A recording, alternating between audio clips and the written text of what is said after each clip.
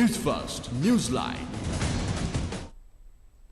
Hello there, a very good evening and welcome to another edition of Newsline. We're coming to you live and direct from our Newsfirst studios here in Colombo. Tonight on the show, we've got with us, of course, parliamentarian from the Tamil National Alliance, President's Council, M.A. Sumanthiran. A very good evening, sir, and welcome to the show. Good evening to you. Thank you very much for taking time off your busy schedule. Of course, these days are quite important for the country, especially with many pieces of legislation being challenged before the Supreme Court, and I know that you are representing certain factions in that, so let's just leave that out of the discussion and get right into a judgment that was delivered in the matter that you appeared before the Supreme Court. The case against Nasir Ahmed filed by the party in which he was expelled, and he challenged the expulsion. It didn't quite go in his favor. President's Council M.A. Sumanthiran, can you tell us a little bit about the significance of this judgment and what does it really mean for parliamentarians? Does it mean that now parliamentarians cannot cross over from their party because they will be kicked out of the party and as a consequence of that lose their parliamentary seat?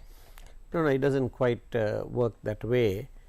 You see, the electoral system that we have gives the people the choice of giving a mandate to the political party, not to individual MPs. So that's where this whole thing revolves around.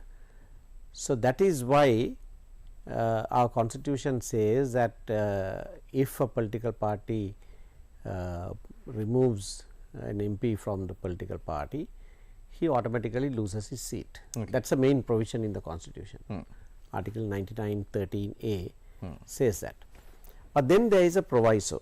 The proviso says, but that won't take effect for a period of 1 month, and within that 1 month, if the MP concerned goes to the Supreme Court and challenges his expulsion, until Supreme Court delivers the verdict, he can remain an MP. Supreme Court must deliver the verdict within 2 months. And if the Supreme Court holds that his expulsion was invalid or was wrong, on are the grounds specified? No grounds specified. Then he gets to remain an MP. But if he if the Supreme Court holds that the expulsion is valid, then from that moment onwards he loses his seat. It doesn't take place retrospectively? No, not retrospectively, from that point onwards. Okay.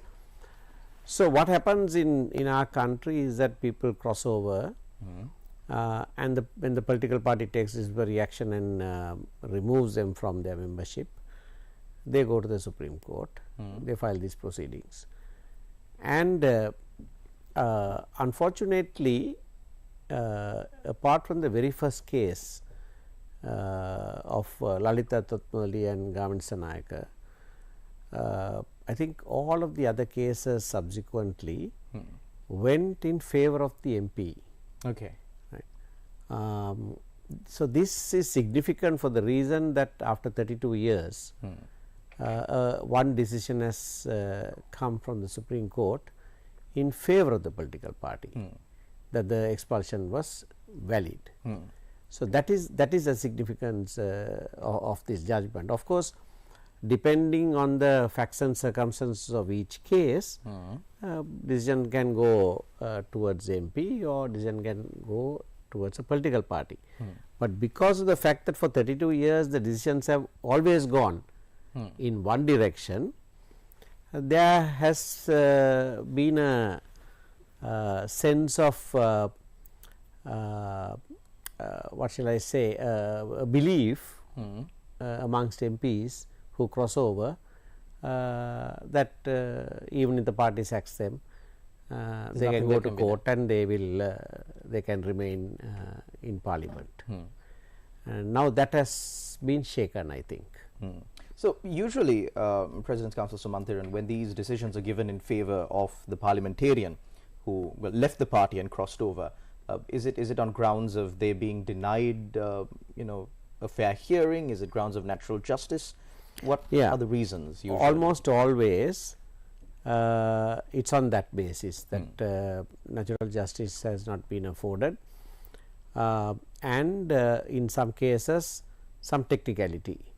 For instance, now after the Nazir Ahmad's case, Venerable Athureliya Ratana's case, he won the case, where I think they held that the body that can actually remove him from the party was not the one that did it. Okay. Okay. There is an MOU between two political parties or something like that. It's a bit of a convoluted situation. Yeah, so there have been technicalities like that. One in concerning the TNA some time ago, Para district MP PSN crossed over, we sacked him, and there the Supreme Court held with him because the disciplinary inquiry committee itself recommended that he be removed from the party, and the General Secretary carried it out. Okay. The Central Committee authorized the General Secretary to give effect to the disciplinary committee's recommendation. But court held no, the recommendation should have come back to the Central Committee. It is only the Central Committee that could have sacked. So the Central Committee can't delegate their powers to the General Secretary. Yes, that's right. So lots of technicalities like that, or a proper hearing was not afforded. Now, in Nazir Ahmad's case, one important factor is that no formal hearing was given. I argued that it was not necessary. In that case, that a formal hearing was not necessary, and court held with us. That is because the party took a stern decision to vote against the budget. However, he went and voted for the budgets. Prima facie. And his only defense was that he did not know the party's decision. He didn't have any other defense. His only defense was that he did not know that the party took this decision, and that was shown to be false. So, but what does this really mean to parliamentarians in the future? Now, you said, of course, they will be more wary when they cross over. Does it mean that the Supreme Court has now set a certain high level of procedural requirements, at least to sack a parliamentarian from the party? Does it mean that we can see more cases going in favor of the party in the future? Well, that depends on facts and circumstances of each case, but what I think can happen is that if the party affords a MP a hearing or gives him the opportunity of a hearing, and there are no technical defects in the way they carry out their functions, then breaching party discipline will be good enough reason for his sacking. I think that is the precedence that comes out of this case, that a party's decision he breached. Okay. Right. Breaching a party decision is good reason for removing him from the party. So, does the judgment have any reference to maybe instances where, say for example, a parliamentarian strongly believes that a piece of legislation is required for a country and his conscience does not allow him to vote against that piece of legislation? However, the party has decided to vote against the legislation. Do you think that would be a valid defense? Yeah, well, that's a point that has never been considered by court. I think that should have been considered in every case previously. There are two theories. This conscience theory is one.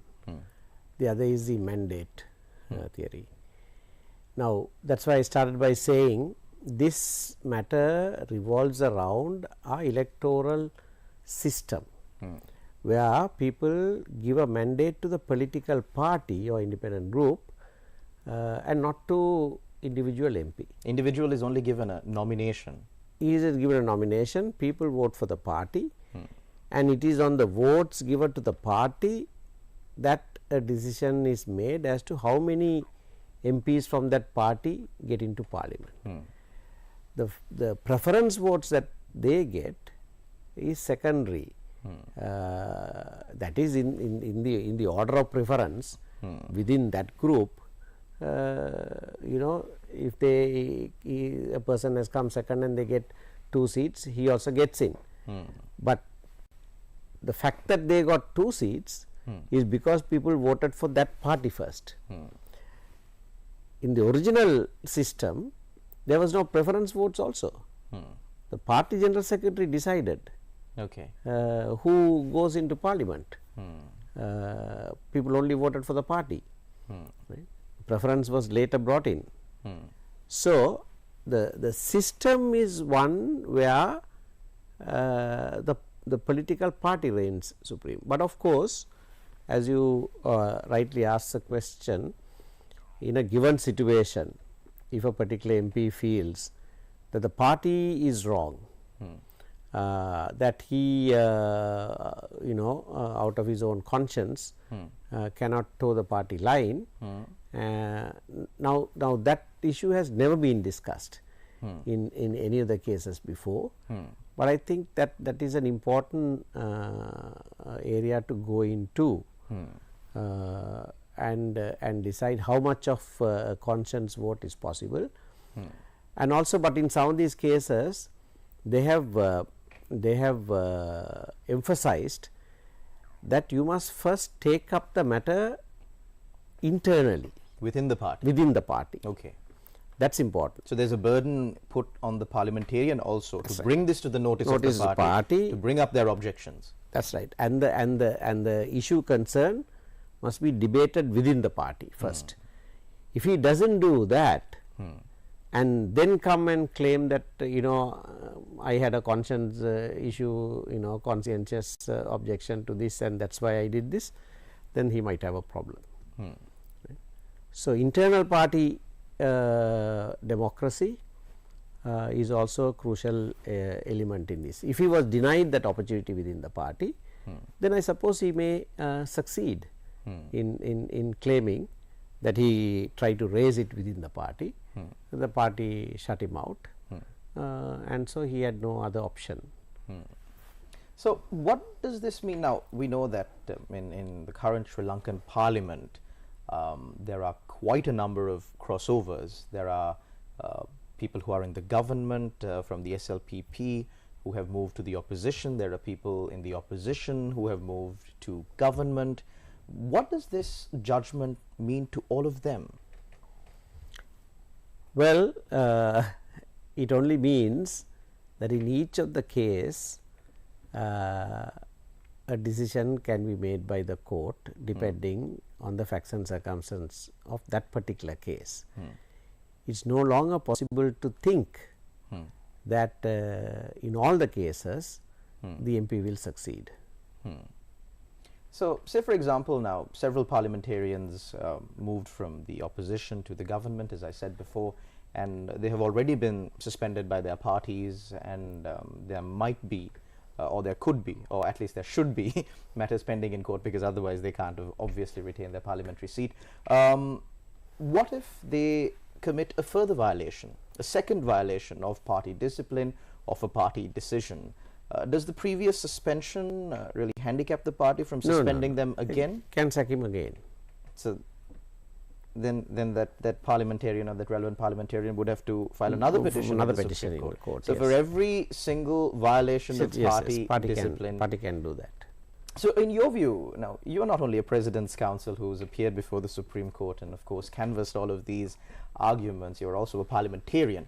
So you get the best of both worlds. You know how it feels like to be on both ends. What do you think regarding the development of the law in this field, at least when it comes to parliamentarians walking across the floor, because that has been quite a massive issue in Sri Lanka, at least in the context of the 52-day government that was personally my personal view is that you cannot shouldn't be able to cross over. As I said, I am repeating this again, you are an MP only because people voted for your party, right? And so I have said this in court as well, when it was told by another counsel that I might cross over one day. I said, well, if I have to do that, I will first resign from my parliamentary seat. I think so long as this system, the PR system remains, I don't think there can be I mean, there is always a case, that extreme cases, but generally speaking, I don't think you can easily justify a crossover. That should not be permitted. Because when people vote, they take this very seriously. They decide to vote for a party, for a particular stand that the party is taking, right? They might cast preference votes, that is another matter. But then once you get in, you, for ministerial perks and various other factors, you just cross over. That is a betrayal of the mandate that the people have given. So, given us, if it was a first past the post system, yes, then you have, when people vote, they know whom they are voting for, the person concerned, and so there is a greater leeway for him to claim that he is acting on behalf of the people.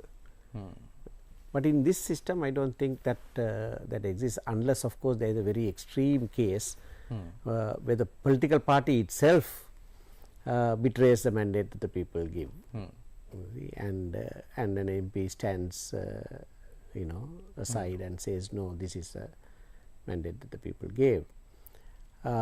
So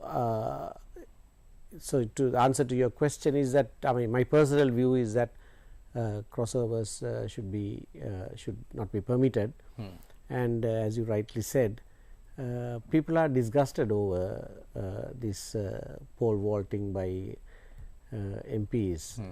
I have said this in Parliament too, in the current Parliament, at a particular point in time, or even now sometimes, we are not sure who is on which side, right? Might as well, I mean, you see, in our parliamentary tradition, there is an aisle, right? A very clear divide, right? And you are not supposed to cross the aisle. Our standing orders say you mustn't cross the aisle. But now it is like the Colombo Municipal Council. You might as well have round rear end and not have an aisle. Everybody gets together and elect a mayor and all sit round together and have a conversation. Yes.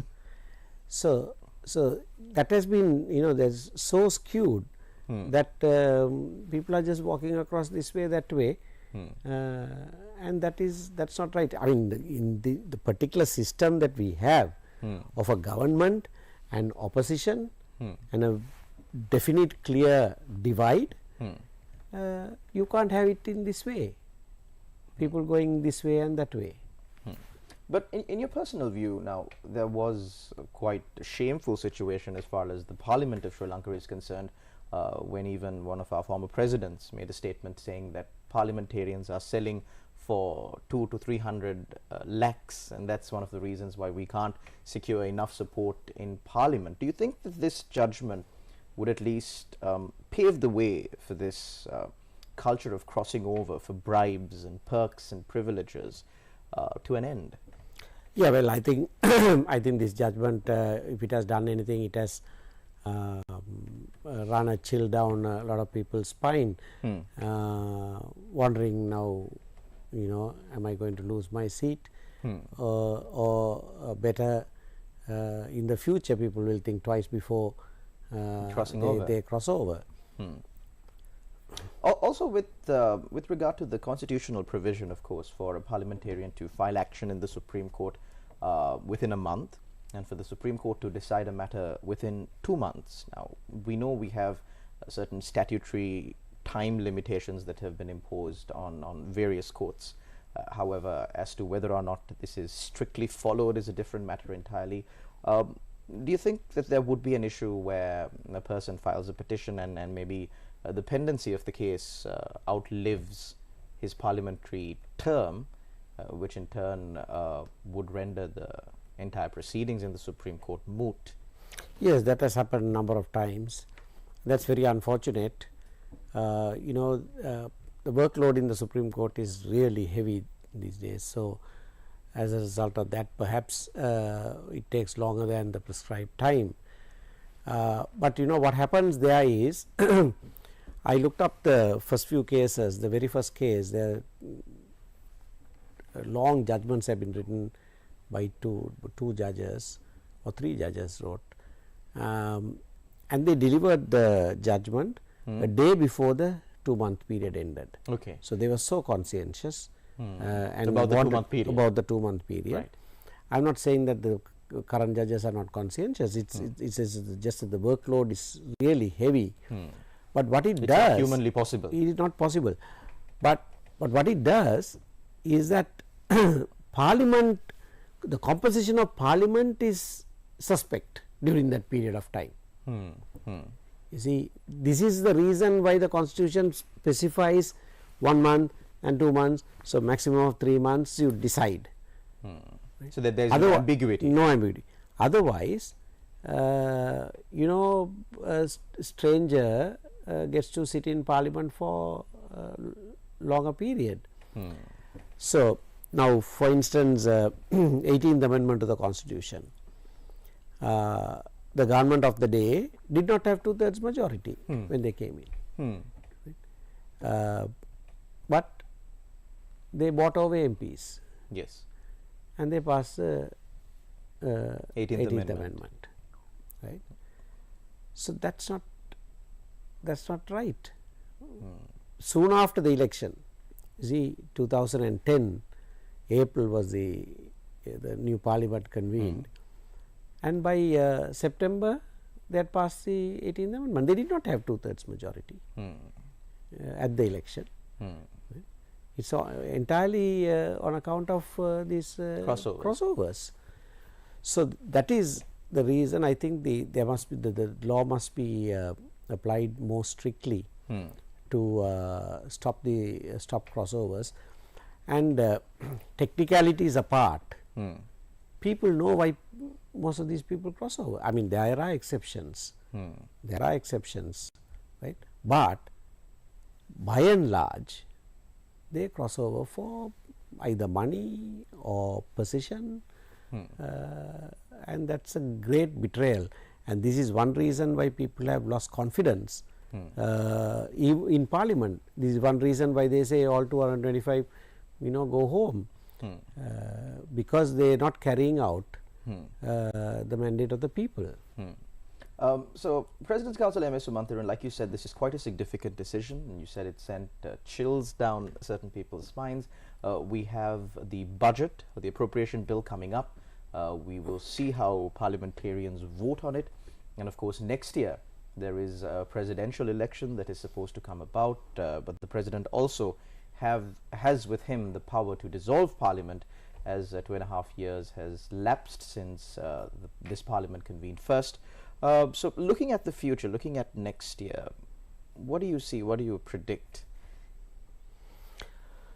Well, it's very difficult to predict anything at all, because I don't think that the President himself knows what he wants to do.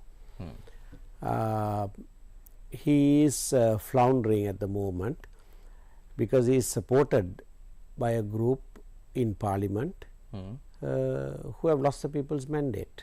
That's very clear last year. If not, the Prime Minister need not have resigned at that time. The Finance Minister need not have resigned. The President need not have fled the country and then resigned. That is so very clear that they don't have the mandate of the people. Now, it's a false majority that is kept alive in Parliament, and it is that false majority that have elected this President. So, he is beholden to them, and they are beholden to him for not dissolving Parliament. It's a symbiotic relationship. Yeah, but this is against the will of the people. It's so very obvious. Right? It's so clear that the people did not want this. So, in that context, now their concerns are how do we stretch this out. We do not really have the mandate from the people, but we are in seats of power. How can we continue? So, local government elections came, no funds released, right, and elections are not held. So, now next year presidential election comes about. The following year parliamentary elections are due. What do you make of these allegations that they are planning on abolishing the executive presidency in a bid to, they allow Parliament to continue and bring in some interim provisions? Do you think that's a real possibility? Well, I don't know. I really don't know. But if there is a move to abolish executive presidency, I think all of us should support it. Even if the reasons for that are parochial and selfish and ulterior motives with it, I think any chance to abolish that monstrosity must be supported. Okay. Even it may not happen in another way. Okay. You see, it is only in some quirky way like this that it might actually happen. Okay.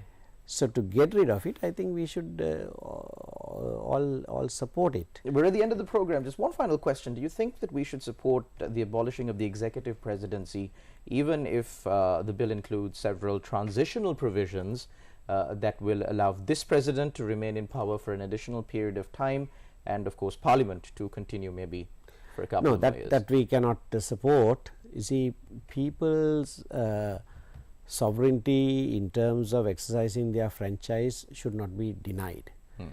So, extending life of Parliament or any such thing cannot be permitted. Even if it is coupled with the abolishment of the executive presidency? Yeah, well, we will have to take a call on that, but I think we cannot deny the people periodic elections at which they express themselves.